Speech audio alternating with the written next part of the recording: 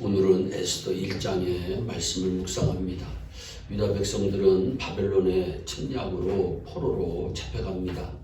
하지만 하나님의 때가 찰 때 바사의 고레스 왕은 칙령을 내림으로써 유다 백성들은 예루살렘으로 귀환하게 됩니다.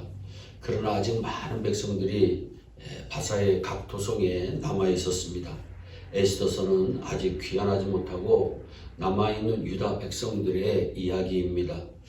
에스더서는 에스라가 예루살렘에 귀환하기 이전 아수에로 통치 12년인 474년경에 아직 귀환하지 못한 바사에 거주하던 남은 유다인들이 죽음을 선고받았으나 에스더를 통해 극적으로 구원받은 역사를 생생하게 이야기해주고 있습니다. 아수에로는 인도에서 이디오피아까지 근동 전역 127도를 다스린 왕입니다. 그는 주기 3년에 전대미문에 잔치를 베풀고 왕후 와시디를 청합니다. 그러나 왕후 와시디가 왕명을 쫓아오기를 싫어해서 왕의 명령을 거역한 이 와시디를 왕이 진노합니다. 그리고 이 무례한 왕후의 행동을 어떻게 이해하고 처리할까를 왕은 자신의 법률 자문에게 맡기기 위한 절차를 시작합니다. 하나님은 언제나 당신의 이야기를 반드시 교회 안에서만 시작하시거나 이루어 가시지는 않습니다. 하나님은 세상 안에서도 하나님의 역사를 이루어 가시는 분이십니다.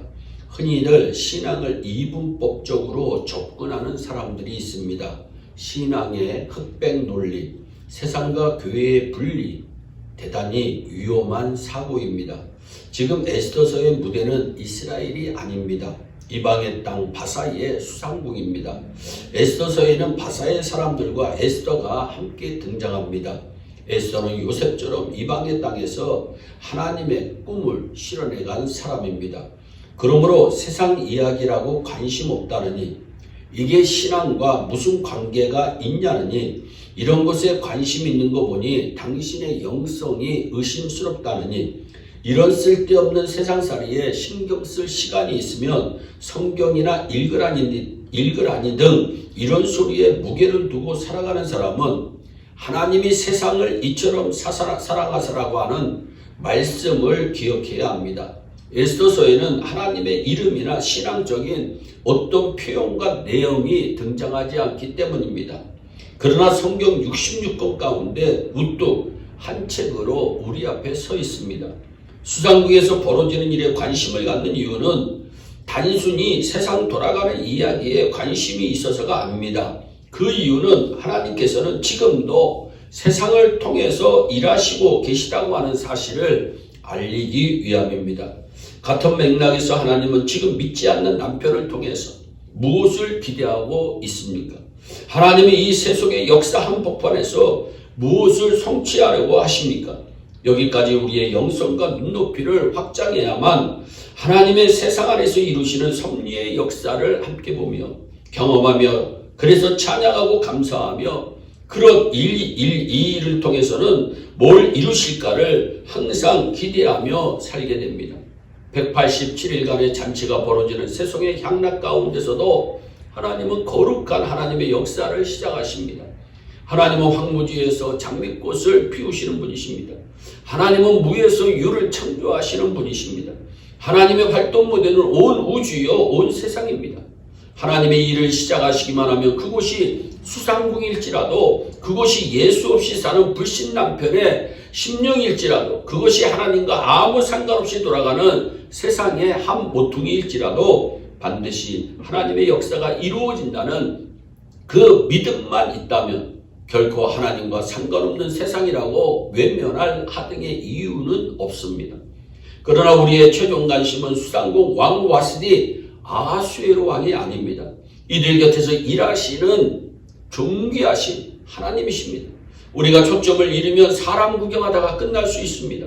하나님께 집중하면 하나님이처럼 무능하고 부패하고 한심한 인생들 가운데서도 기가 막히는 작품을 만들어내시는구나라는 영적 통찰력을 갖게 됩니다. 그리고 나에게 관심을 갖습니다. 그렇다면 나도 하나님과 만나기만 하면 기적이 시작되겠구나. 그것이 신앙입니다. 수상궁을 보면 소망이 없습니다. 그러나 하나님을 보면 희망이 있습니다. 그렇습니다. 세상을 보면, 나를 보면 한숨이 나옵니다. 하지만 하나님을 보면 세상이 달라 보이고 연약하고 볼품없는 내가 다르게 보입니다. 세상이 아무리 혼탁하고 절망스러워도 하나님을 보는 사람은 실망하지 않습니다.